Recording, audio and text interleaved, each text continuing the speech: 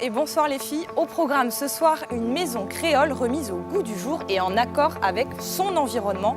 Tous les paramètres sont pris en compte avant de construire. Le climat, l'orientation par rapport à la lumière, par rapport au vent. Enfin bref, tout ce qui permet en tout cas à son utilisateur d'y être le mieux possible. Allez, suivez-moi, on va voir à l'intérieur. Bonsoir Fabien Vermès. Bonsoir. Alors c'est vous qui avez conçu cette maison originale et bioclimatique? Oui, tout à fait. Comment vous est venue cette idée en fait de construire une maison bioclimatique en Guyane, ici à Cayenne?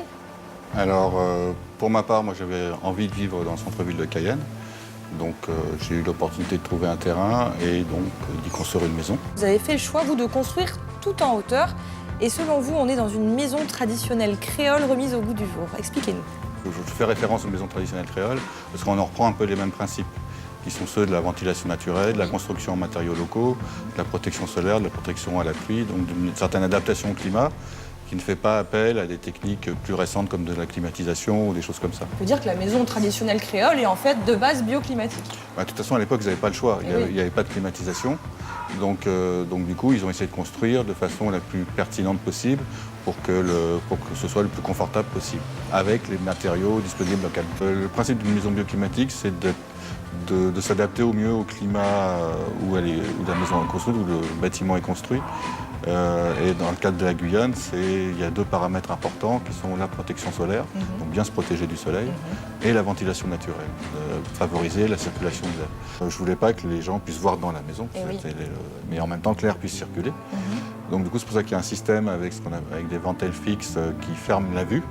C'est-à-dire qu'on ne voit pas à l'intérieur de la maison, ou très peu, il faut vraiment s'y attacher, mais qui laisse passer l'air et qui laisse rentrer aussi la lumière par réflexion. Et quelle est la faisabilité de ce genre de construction ici en Guyane? Alors vous avez fait le choix de certains matériaux comme l'ébène verte ou encore l'angélique.